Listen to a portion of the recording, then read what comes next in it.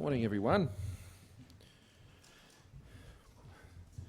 I said yesterday in 2020, there's one focus: the health and well-being of Australians, their livelihoods, their jobs, and ensuring that Australia bounces back better on the other side. That's our focus. That's what the government is intently been working on. From the outset, back in January, we moved to get ahead. We've been working hard to stay ahead. And it's important that we all keep our heads as well when it comes to how we're addressing these issues. Every Australian has a role to play, whether you're in a government, federal, state, local, whether you're an employer, whether you're an employee, wherever you happen to be. We all have a role to play, to stay together, to work through this very challenging time, and importantly, on the other side, because there is another side, that we bounce back stronger than ever. The health response has always been our first response to the COVID-19 crisis that has been enveloping the world. It's a health crisis. It's a health contagion. It's a virus. And that's the first thing that around the world countries are working hard to address and to ensure that the health responses are in place to support our people.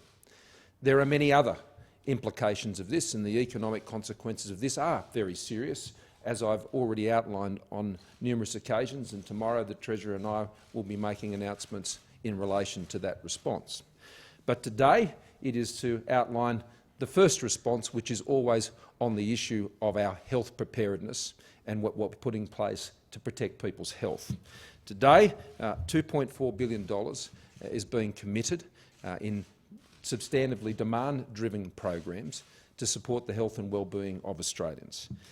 Just under $1.2 billion of that will actually, we anticipate, be spent this financial year, particularly as the virus and its impacts ramp up in the months ahead. That health response covers the areas of primary care, support in aged care, support in the hospital system, which I announced last week with the Health Minister, that $500 million in shared support with the states and territories, matched 50-50, which the Premiers and I and Chief Ministers will be discussing again on Friday, and investing in research. Everything from telehealth to testing, to clinics, hotlines, ensuring people can get access to the medicines, ensuring, importantly, that the most vulnerable parts of our community are very much in our attention. And that not just means those who are elderly or frail and in care facilities, but those who are in remote and parts of the country, particularly those in Indigenous communities. And there are specific measures that we're announcing today that go to those issues. We have a world-class health system. That is one of our great advantages. We have an economy and we have a balance sheet that enables us to address this crisis, both in terms of providing for the health response as well as the many other responses, in particular the response that is needed to address the challenges in our economy. Of course, this system will come under stress and it will come under strain. That is to be expected. These will not be usual times and usual demands on our health system. And so I anticipate there will be times where that will come under great stress.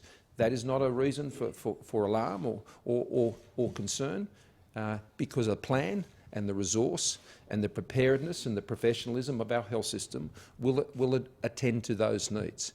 And so it's important that as we go through the months that are ahead, that we all have confidence in that plan. I have great confidence in those, particularly, obviously, Dr Murphy and the tremendous advice that he's provided, together with all of his state and territory colleagues over these many weeks now. The state governments are also very focused on this, the premiers, the health ministers. Of course, our cabinet, led in the health area by Greg Hunt, is doing exactly the same thing. It doesn't mean there won't be stresses and strains. It won't mean there won't be difficult times or days and waiting from time to time. But the surging of these resources into our health system, some $2.4 billion, and as I said, the majority of this is demand-driven. And that means if the demand is greater, then the resource will be provided. One other point I'd make today is we received advice from the AHPPC today regarding regarding Italy, and That advice is that the situation in Italy is now commensurate with the other countries where we previously had travel bans put in place, and so we'll be extending that travel ban to Italy now. That ban will come into effect at 6 p.m. this evening. That's what Border Forces advised me. And effectively, though, I think it's important not to overstate this. I mean, Italy itself has effectively put itself into lockdown with travel now, and this largely closes that loop. We already had the enhanced screening measures that are in place. This, of course, will mean that any Australians, residents or others who are obviously exempt from those travel bans would be subject to the same 14-day isolation period that applies to the other countries for which there are travel bans. So, health first. That's always been our focus. This is a health crisis. We have to address the health issues, and that's what this package of measures is designed to do today. I'll hand you over to Greg and then to Brendan. Thanks very much, Prime Minister and Brendan.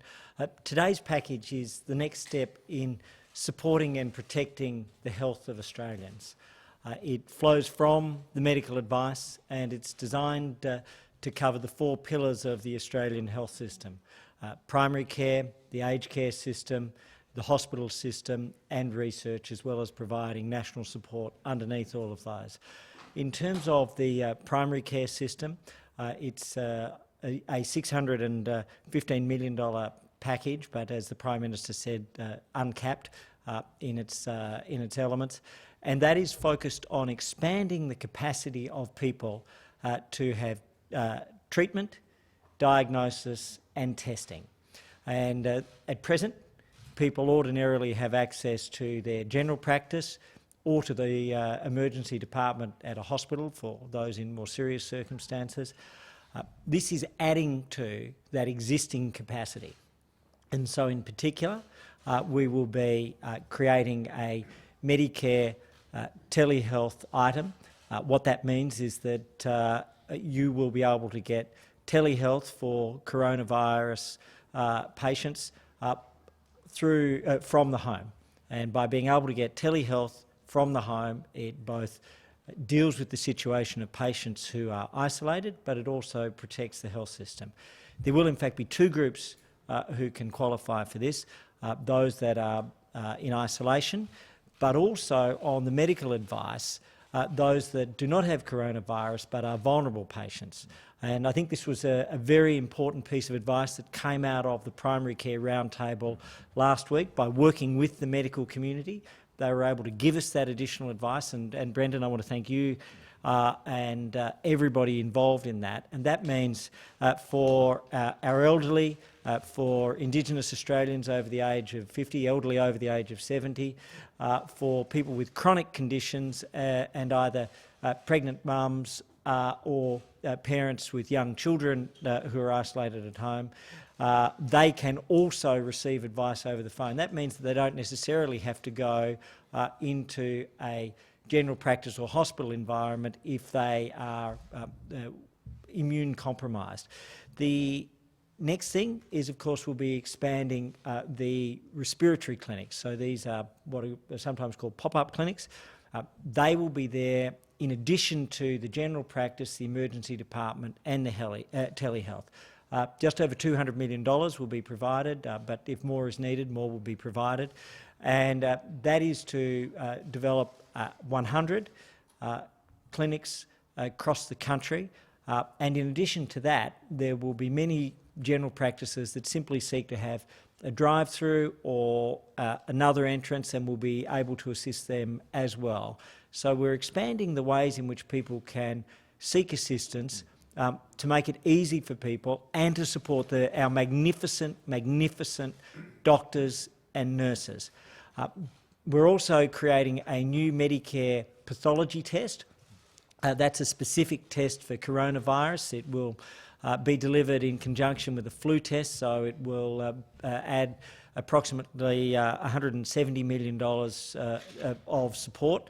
Again, that's uncapped, and that will include both the capacity for individuals to be given those tests on the advice of medical professionals, and we will be testing in aged care homes. And so these two things come together to provide that maximum support.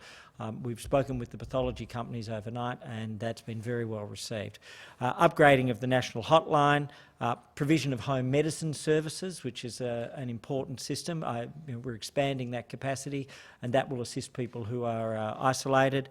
And then also remote community preparedness and retrieval, where you might have an Indigenous community, for example, where if the virus were to break out, we have the capacity to treat and to transport and then to assist. And so those are extremely important things.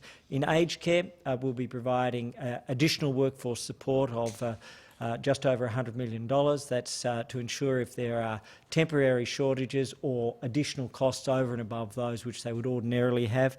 The hospitals, the Prime Minister announced last Thursday of a 50-50 share with the states on their in-hospital coronavirus-related health activities and their public health and related activities in the community.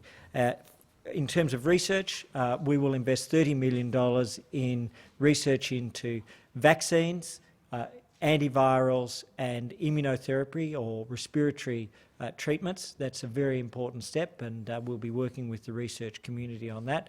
And then finally, we'll be investing over $1 billion in national support across the country, and that funding goes to the National Medical Stockpile, to the incident room, to modelling, in particular to workforce and communications. So all of those things go together. The last thing is, today's goal is very simple. It's to support our magnificent doctors and nurses and to allow the public to have multiple avenues in to receive the advice and the care that they need, they deserve and they will get. Thank you, Greg. Dr Murphy. Thanks, Prime Minister and Minister. So these packages are really important, and as the Minister Hunt has said, they were designed in partnership with the sector. We've had very good engagement, and this is what the sector's been asking for. So they're very important to respond to the current demand, but even more important to be prepared for future demand. And I do want to briefly talk about demand. We have seen over recent days a number of people seeking testing who don't need it. It's clear that there is some anxiety in the community with over 100 cases, but I say, as I've said on many occasions, a couple of things. Most of these cases are related to imports from overseas. There is only one element of significant community transmission, and that's small and controlled in Sydney. There is no point being tested at the moment if you have not travelled or if you've not been a contact, even if you have flu-like illnesses. We are not saying to people who get acute respiratory symptoms, a cold or a flu, to go and get tested for COVID-19. We are saying that if you've come back from your returned traveller or you've been in contact with someone who has been a confirmed case, then you should be tested. But other Australians do not need testing, and all they are doing is putting an unnecessary burden on the testing. But the testing is being expanded, and the new package will substantially increase our capacity to test with the clinics and the new pathology service. The only other people we are looking at now is whether healthcare workers who have significant febrile illnesses might also be tested simply because of the impact of a sick healthcare worker, but we're seeking further advice from AHPPC on that. So the number of Australians who should be tested at the moment is well within the capacity of current testing, but we are expanding and getting ready. And I'm just trying to tell people to stay reasonably calm about this. We've got small numbers of cases at the moment. We do expect more. And I've also said on many occasions, for most people who get this virus, it is a very mild illness. Certainly we are worried about the elderly. Certainly we are worried if we have a large outbreak that would put pressure on our hospitals, as the Prime Minister and Minister have said. But at the moment, there is no reason for community panic in Australia. Where will these pop-up clinics appear, and who will be responsible for building them? Pardon me. Already we've seen the states establish clinics We have, for example, 4 out of Melbourne hospitals which the Victorian government has established. South Australia has pioneered a very innovative drive-through model, I think featured on the front of one of the papers today. We have the Royal Adelaide Hospital. I know New South Wales, Queensland and other states are already doing that. So we'll be building on those, and we're now working through what are called the primary health networks on identifying those practices that wish to be part of this. And so we'll continue to roll them out. As soon as the practice is ready, we're in a position to support. Be based in existing GP So there clinics? are a number of options here. So what we're doing is entering into a flexible situation. Some general practices may choose to become dedicated respiratory clinics, and in that situation there will be very significant funding.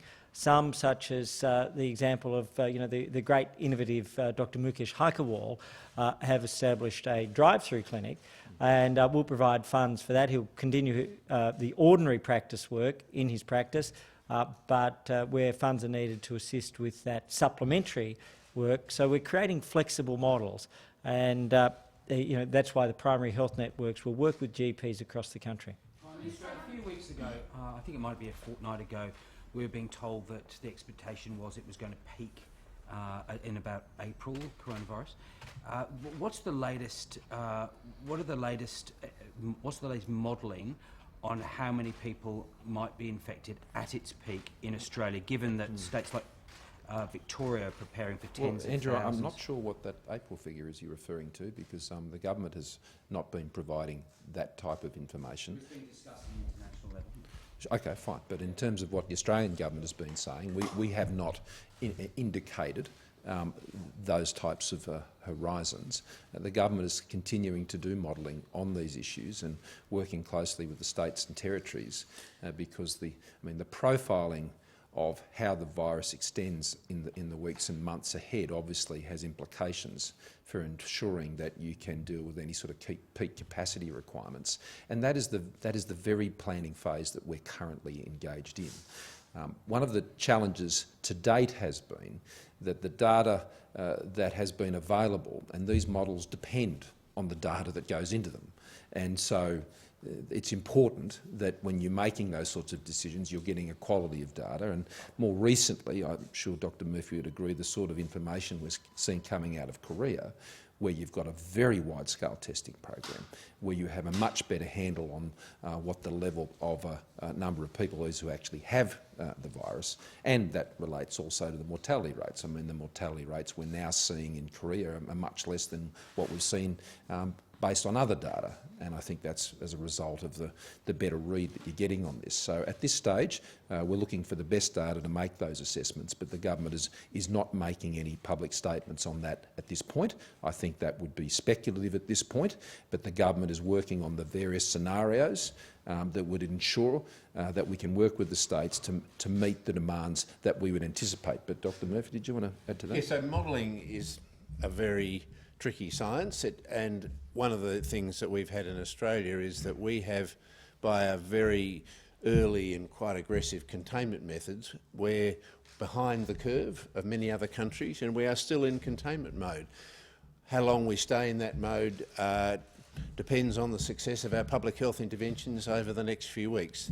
If we develop sustained community transmission, then the models can predict how long it might take to develop a peak. And again, those models depend on how well you contain during the development of the sustained community transmission. So there are a variety of potential models, but a pandemic or an epidemic in Australia could last as long as as short as 8 weeks, or as long as 14 to 16 weeks. But we don't actually know when we are going to enter that stage, if we do, of sustained community transmission. So it's really hard to predict. And certainly it's very unlikely that we will peak in April. Dr. Murphy, how far away are we from a vaccine? Are there any encouraging signs that you've seen? A lot of research scientists are very positive about getting candidate molecules. The challenge is taking a candidate molecule through animal testing into human testing, and the best estimates that would take a year or more. Some researchers are much more optimistic. Researchers are, I used to be one, we're always optimistic, and you never know what might happen, but I think it would be very unrealistic to expect a vaccine is going to be here to do anything to impact on the current phase of an international outbreak. Minister Hunt, the spike... which support the treatment. So there's the issue of the vaccine, which deals with the virus, but then there's also the issue of the treatment that can be available, which can moderate, obviously, the severity of the impact. And that's important, particularly when you're talking about older patients as well. So, and the private sector equally is investing quite a lot on that front as well. Minister Hunt, the spike in members of the general public getting tested unnecessarily was somewhat sparked by a misinterpreted comment of your own on Sunday, the line, "If in doubt, get tested," which was obviously specifically in the context of if you were one of the at-risk groups or a medical professional. Does that, in your mind, highlight the importance of very clear public messaging? And as a result of that, when can we expect the public health campaign to launch? Look, I think that's a very important question on two fronts. One, as you've noticed, a particular news agency, not yours, had to issue a clarification that they had excluded the very conditions which Professor Murphy set out, that if you've been in a high-risk area or if you've been in contact and you have symptoms, then that's appropriate and that's the time to seek the advice and the testing. Unfortunately, that organisation excluded that. Took a while, but we got the clarification, and so this is a message to all of us, and it wasn't intentional, by the way. So it's a message to all of us to make sure that we're reporting carefully and fully. But equally for us, we've already begun our communications in terms of what we're providing online and the advice, but that will roll out progressively over the coming period in terms of further online, radio and electronic, and other means of communicating with Australians. So that's an ongoing process. Can pensioners and other welfare recipients expect to get some form of cash payment or other benefit from your stimulus? I'll have more to say about that tomorrow with the Treasurer, and that's when we'll announce those measures. We're still finalising some of those measures after what was a very lengthy meeting yesterday. The Treasury, together with other departments, have been working very solidly on pulling together what is a very well-balanced package. Obviously, stimulus will form part of that. I've been very clear about that. And those who have been around this place for a long time will know that the Coalition actually supported stimulus back in the first round in response to the global financial crisis. That's exactly what we did. There were two tranches to that stimulus at that time. The first one acted and worked through the existing payment mechanisms, and that was able to put through fairly quickly. The Coalition supported those measures at that time. So, these are measures that the government has been looking closely at. I have said from this platform and others that we need to address the demand side and supply side. But what the package is all about is keeping Australians in jobs, keeping business in business, and ensuring that the Australian economy and the businesses that form that economy bounce back stronger on the other side of this. It's important to understand the economic impacts of this are highly connected to the health crisis and the life of the virus. These viruses have a trajectory. They have a life cycle, and that is not indefinite. How long that is still not clear, but it is clear that these have finite lives and it'll have a finite impact on the economy. And that's why the principles that I set out yesterday, that there's a clear fiscal exit strategy, that the measures are timely but targeted, that they're proportionate. This is what has been carefully weighed up by the government as we prepare to put that in place. And what will happen is we'll announce those measures tomorrow. I'll have the opportunity then to take specifically the premiers and chief ministers through that on Friday. State governments then will make their own decisions, as some already have, about what role they want to play and what role they can play. I mean, they have payroll taxes, they have a range of other things that and levers that they can pull. They have local governments, they have roadworks maintenance programs, they have a range of things that they have available to them, and I'm sure they will consider those in the same way. But I think it's important that they can do that after they've seen the totality of what the government's response has been. the legislation that will support all of those measures. That will be developed over the course of the next week, and when Parliament returns, we'll be able to move quickly to take that through the Parliament. Well, the mic over here. Sorry, Michelle. You or Dr. Murphy, but do you think it's likely that America will become the next big problem country with this disease? So I think America has more cases than we have, and I think they were, by their own admission, a bit slow in getting testing, but they have very good, robust Centre for Disease Control and public health systems, and they're working very, very actively now at trying to contain the outbreaks in America. So it's a little hard to predict at this stage, but obviously we're watching that closely. Dr. Murphy referred to testing. The latest advice we have from the National Incident Centre this morning is that we have now had approximately 20,000 tests in Australia, which puts us very much at the global forefront. That's right. Michelle?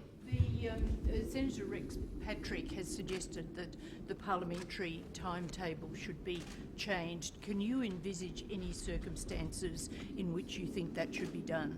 We have no plans to change the parliamentary sitting schedule based on the information that we have. Yeah, what do you say to employers who think that a declaration of isolation should I mean, Andrew, you've had one go. I'm happy to come back to you, but there's lots of people here. Just on your aged care package, there are some reports of insufficient personal protective gear in aged care centres. Is there specific funding for that, or will they be prioritised in terms of the national stockpile? So I can answer that. So we have capacity to assist through the national stockpile, and where there are any organisations that do have issues, there's the capacity to work through the primary health networks, and if they do have shortfalls, we'll be assisting them. On Indigenous Australians. Andrew, he'll burst if he doesn't do that. Prime Minister, what do you say to employers who believe that a declaration of isolation, self-isolation, perhaps a declaration by Brendan Murphy himself, lifts the obligation of them paying a wage to their employees? Well, everyone's cases will be different depending on what their health situation is. I think that's fair to say. I'm just going to repeat what I said yesterday when I spoke to the business group in Sydney. All of us have a role to play, and large businesses in particular have an important role to play. Large businesses have much stronger balance sheets. They're in a position to take actions to support their employees. I've highlighted, I think, the example of Qantas is a very positive one, one that is seeking to make use of the flexibility it has when that's whether people are taking leave or things of that nature, where people are in a position where they have to isolate, either have an obligation to or otherwise. I would be encouraging employees to take a flexible and forward-leaning approach in supporting their employees during this process. They'll need their people on the other side. And businesses, particularly large businesses, they will be watched closely, I think, through the months ahead. Businesses spend a lot of time talking about the value and integrity of their brands. Well, their brands will be defined in these months ahead.